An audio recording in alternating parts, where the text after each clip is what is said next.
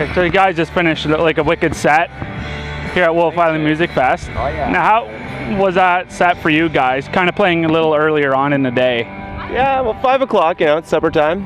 Ate a good 12-course dinner of music, 12-course meal of music. That was good. But I was pretty destroyed and kind of hungover, but so I was kind of giddy and sick at the same time. So it was a mess. It was a good mess.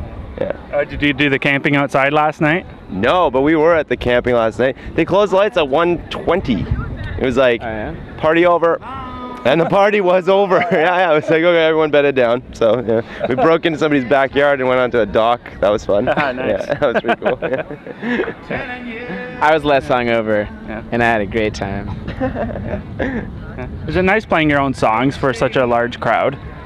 Oh, it's always nice playing our own songs to anyone, really.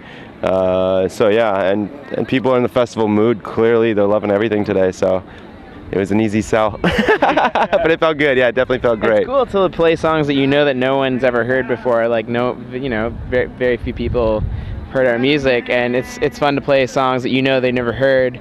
But I think we write music that's they're simple enough songs that you by the midway or at least 3/4 way point of the song, you kind of get familiar with it, and then you see people, you feel them figuring it out and liking it, and that's what's awesome about festivals, is that you can see people slowly, gradually getting into it. It's like making a friend over the course of a day when you're a kid at camp, and by the end of the day you're best friends. But it took a long time to get to that point. Yeah.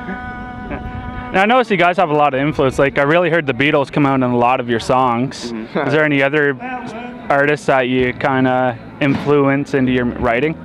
Well, I love Frank Black. Probably is the only guy I'll say is maybe some sort of my idol.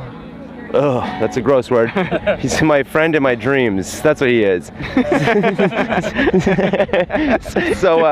in your dreams. It's my friend in your dreams. Yeah. So there's that. There's tons of bands, obviously, but rock and roll and pop. Whoever's been doing that before us clearly influenced us in one way or another. Yeah. The optimism of the Flaming Lips. And their mixture of optimism and dealing with really sad things. I think we really like that kind of mixture of clashing of emotions and music. It's really good. We're positively suicidal kind of guys, you know what I mean? Not positively, but we're positive suicidal. I'm laughing with a gun in my pocket. Now, you guys have done a couple tours across Canada and other mini tours. Is there any place that you enjoy playing the most so far? There's certain venues. What's the town that we really love? I love Winnipeg for some fucking reason. I just love Winnipeg. I don't know.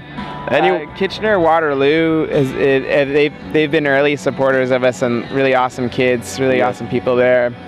And we're just starting to play Kingston. I don't know why. We've been touring for 3 years, and we always drive by Kingston to go to Toronto. And just recently we started stopping by, and it's been great. Everyone's super fucking sweet. Yeah. So we definitely want to come back here a lot. Good country. Yeah. There's a few places that we don't like playing, but we won't mention those. we refuse to play at least 2 cities in Canada. Yeah, we boycotted them. We officially boycotted them. Yeah. You will find out which cities you are. One of you is within a 500-kilometer radius, I promise. We'll get you soon. Now, are you guys out writing anything else now, or are you just going to kind of coast for the summer and then start writing again in the fall? Oh, we're always writing. Yeah. We're definitely working on stuff right now. We're in and out of studio, and we want to start recording the next record ASAP, now. Yeah. Are you guys able to pop, you write a song, are you able to play that that night, or do you wait to play anything? That night. No, normally it's either Louis who writes the entire song, or I write an entire song in our bedrooms at home, and then sometimes they sit there. We've had songs that just sit there for a year, 2 years, and we don't even share with the rest of the band. Then one day we'll be I'm gonna share this, and here you go. Yeah. Or it could be something that's written really recently, and it just really varies. Well, one of the songs.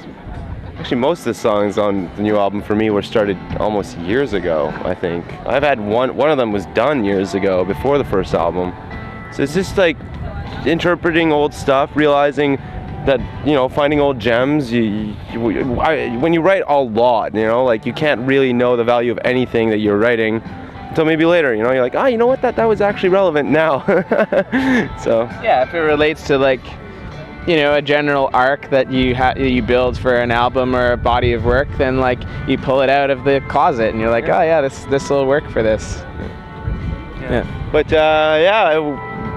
if we learn a song and want to play it, we'll play it at the next show. Yeah. To answer your question. We just played a song that like Louis wrote. Well, I guess like in the past, let's say 6 months or something. That was like the past 2 months. Yeah. Yeah, like, and we learned it like last week, and then we just played it live a couple days ago. Yeah. Like, I mean, but then there's other songs that like I wrote like 2 or 3 years ago that I've never shown to the band. The band's never heard, and I'm gonna show it to them next week. But like, kind of weird. We spent like a year in studio, or not a year, like 6 months in studio for the last album, and we'd never played those songs live, and we'd never practiced them as a band, and they were brand new and fresh. And it took until the touring began for us to actually unite. How to play them. Yeah, so for that was actually strange for us, because I'd never done that before. I'd always just like, it's jam and learn songs. So it's pretty cool. It's different, yeah. Are you going to kind of keep to the same genre mix, like the pop, rock, and kind of keep your set bouncing around a little bit, just to keep it kind of fresh for you guys? Yeah, I think it's. I don't think we can ever stray from that. We wouldn't be the band that we are without playing, poppy, rocky music with guitars. I think there's variations though that if you look at it closely, like we do little variations, and I think for our next batch of work, I think there's going to be kind of like a weird, more dissonant poppy. It's going to be very poppy, but short songs, but kind of more, I guess, like Louis was saying, Frank Black and Pixies, kind of this. Like I'm not done, but like for now I don't feel like being cutesy so much. I want to be like weird, strange, and kind of like crazy, There's been a lot of things going on in Quebec and in our lives in the past year that have like kind of been really enraging, and I think that there's a lot of positive anger that's going to go into writing a lot of music. Positive. I don't mean like angry anger, but just like inspired to kick some ass. Yeah. How's it difficult being based out of Quebec right now and kind of trying to tour around, and a little bit of a language barrier? Being based in Canada is the hardest thing for any Canadian band, because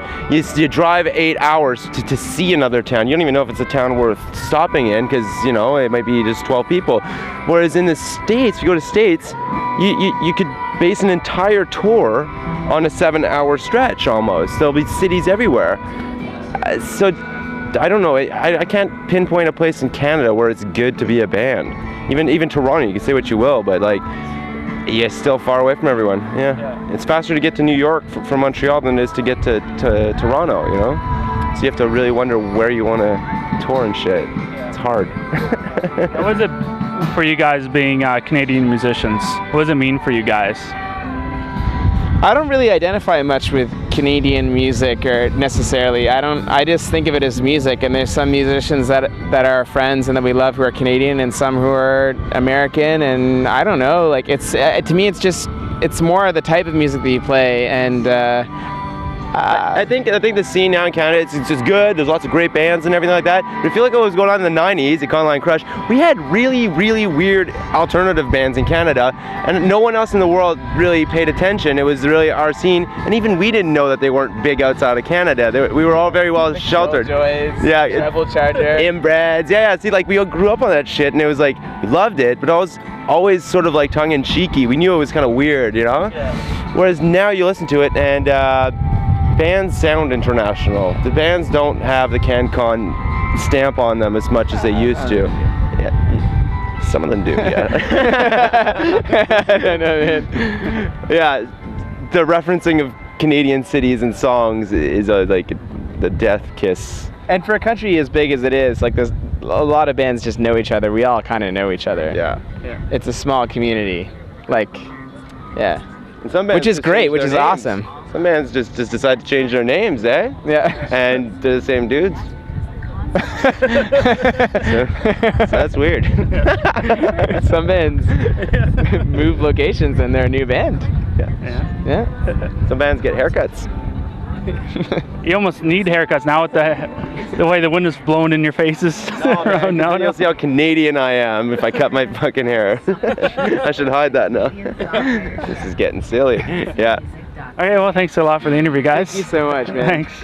Appreciate Nice that. road mic, dude. How much did you get that?